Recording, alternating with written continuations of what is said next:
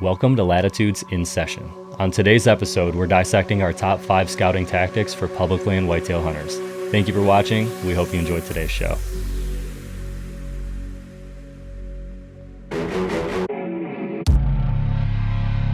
In the evening, what your thermal's going to do. And they told me we couldn't find sheds. You guys, I just shot a giant.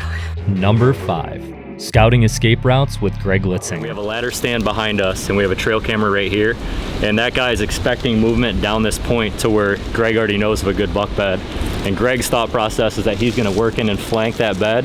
So when that buck tries to escape and work out towards the field the other direction away from this hunter, Greg's waiting on him. So it's just thinking outside of the box is something that's setting him apart. And like this guy here, he's definitely fading because there's a tree cut down. And if northwest wind's blowing this way, in the evening, what your thermal's going to do. Pull this back. way. Even if you could have a 20-mile-an-hour wind this way, it all eventually is going to run down into this little pocket right here. And that's where if a buck's going to come through, he's going to scent check all this stuff. That makes sense. Number 4, rut convergence scouting with Ryan Glitsky. With all this convergence, this is definitely a spot that you would look for to hunt. Yes. The spidey senses are starting to scream now. This, when I get into a spot like this, when I first found it, this is what I like. I just standing here right now, you can see the edge, the transition. You look out here another, 50 yards, 60 yards, you can see the mountain wall. Yeah. We have 2 creek systems. That's those creeks are that's edge. You know what I mean? Yeah. All this is coming together. You got multiple habitats, multiple terrain. You got all these ridge systems coming in. There's clear cuts all above around us for bedding. So them bucks, basically why I'm in here is these bucks are going to drop down these points and through all these spots, and everything X marks the spot right here. So as they're traveling between bedding areas, they're coming through here. Let's check out that tree. I'm excited to see it. Here. It's a pretty good heavy trail coming up out of that mountain wall. These 2 creeks come down. There's actually a big heavy scrape line we'll get into down here after a bit. But that trail comes out here, comes to this scrape here, and you got another trail coming around this transition. They're all kind of meeting right here. So anything comes through here, it's going to stop and take a look. Now, are you going to target this scrape? Like, do you want to shoot this, or are you? In some situations, yes, I'm going to target scrape. Some, it's more terrain based, Okay. where I feel I'm going to get those multiple opportunities. This setup here, this works out. The tree I got picked out is back at about 25 yards, so this won't be a problem shooting. Number 3, scouting for the morning kill with This day Alex the wind was Chop. blowing like this. The deer were bedded on the leeward side and could see everything below them. There were also pines up here, so they had some thermal cover too. So it makes sense, but they're not that obvious on the map, and you can't see that little secondary jet point that they're bedded on. It's just like that Michigan buck from last year. He was on a little tiny secondary little spine in there that you couldn't see on the map. Secondary spines are tough to see on the map. Sometimes they are visible though. You can see one right here, and a lot of the best buck beds we find are on these secondary spines. My theory is they like these smaller spines because they're able to see on both sides of them. Over there too, along that tree, he can bed here on almost any wind too, because this is just one of those little humps that you can't see on the map. It's not a big bedding point. Bunch of hair in here.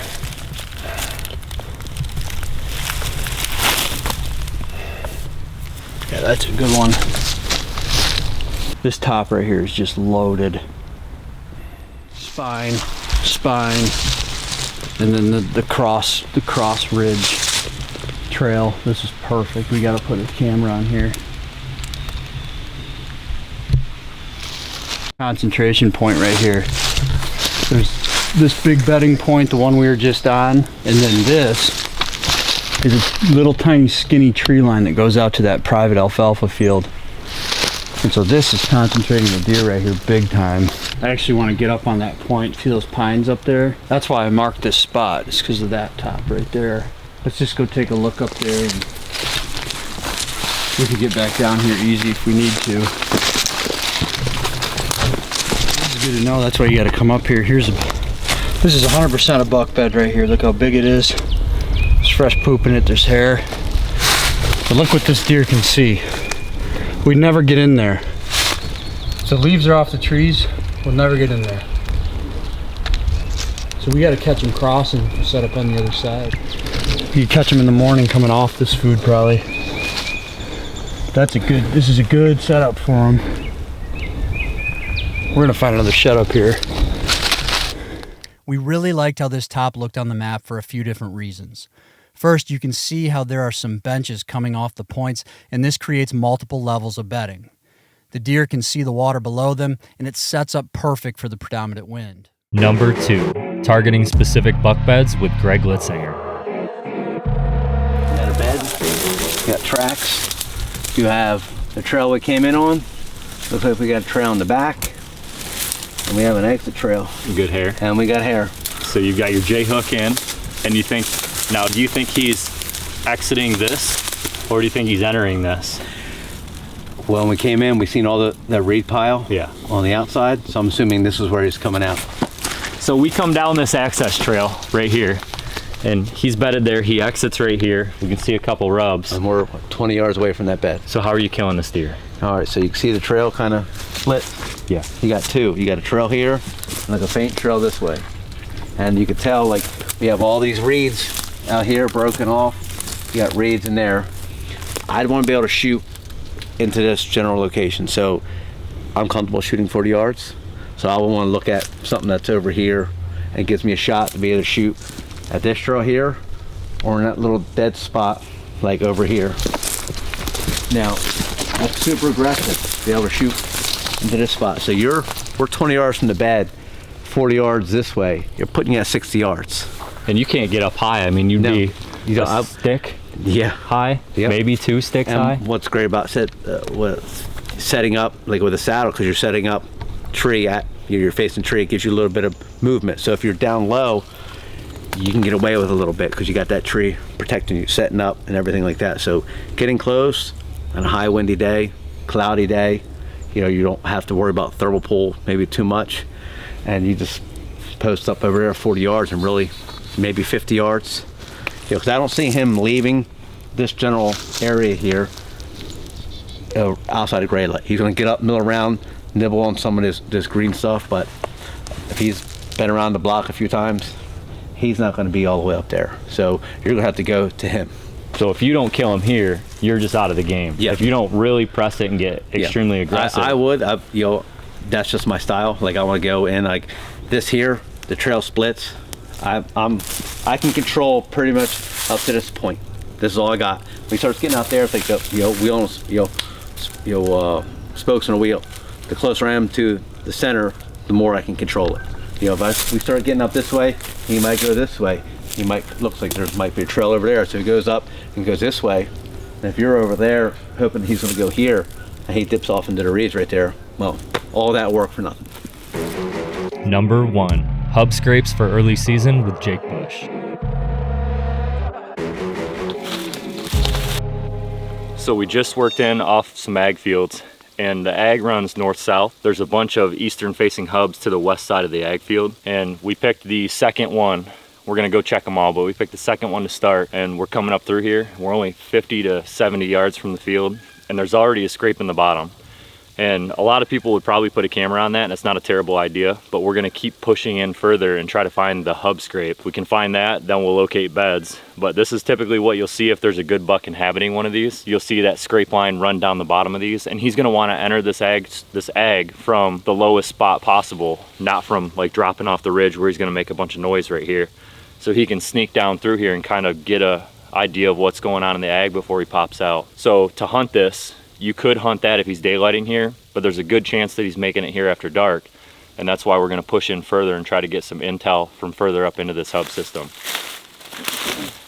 So we're working our way up through this drainage, and it's been scrape after scrape after scrape, like 10 of them now, roughly 10 scrapes so far. And we get to this one, and this one's worked a little bit better. It's got some imprints where it's dug into the ground where you can tell it's been here for a long time. A couple little licking branches, and then a little signpost rub. I don't think that this is the hub scrape by any means. I think that's further in. But what I like about putting a camera here is as we're accessing this spot, we can check this camera, and we're probably gonna have any deer that hits that hub scrape hit this. We can check this camera on the way in, and we'll have real-time intel of what's been hitting this, throughout the week or whatever it is. So we can come in and say, okay, yeah, the last 2 days he was in here for sure.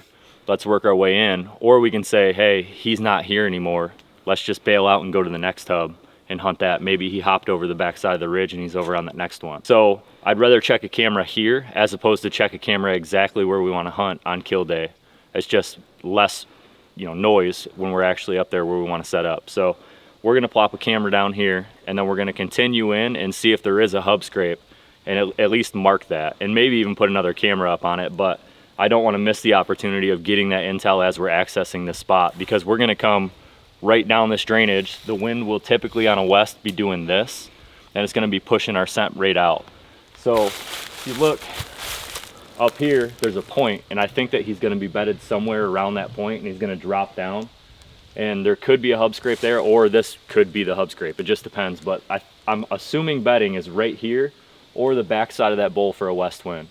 So we've got two potential bedding areas. What I like about this already is it's really thick. There's a ton of beach in here, so he's not going to be able to see us down here at all. I mean, if he's bedded 100 yards away, you're golden, and we could set up anywhere. So there's a good chance we kill him here. There's a good chance we check this camera and it gives us the intel to move in further and actually get the kill shot. Hey Chris, you want to stand in that scrape real quick?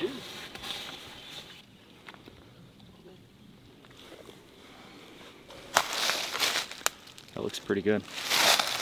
All right. All right, so we just made it back into the hub. We put a camera on that other scrape. And as we're coming down through here, you can see where these deer have been jumping these logs. We get in here and there's a hub scrape right where it should be. The branches are all tore up and twisted up.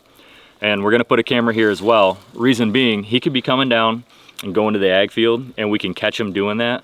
Or he can be coming down and then going up and hitting some of these white oaks on this flat, which could be what he's doing come September. So my thought process with hunting this spot is we'll access from the bottom, from the ag field. We'll check that first camera. If he's daylighting even weakly on that camera, we'll set up there on the west wind. But if he's not, we'll continue to stalk our way into here, and we'll come in and check this camera. And if he's on this camera going over to the white oaks, he's still dead, and we can set up right here at 10 or 15 yards, kill him coming down off the bed. It's really choked out in here. It's really thick. There's a lot of beach. So I think that he's bedded somewhere up there in those fallen trees, and he's gonna come down here. So we're gonna put a camera on this. We're gonna look around at some white oaks and try to figure out exactly where the nearest one is in relation to the bedding. And then we're gonna kind of push up on the ridge and go look at the bedding a little bit.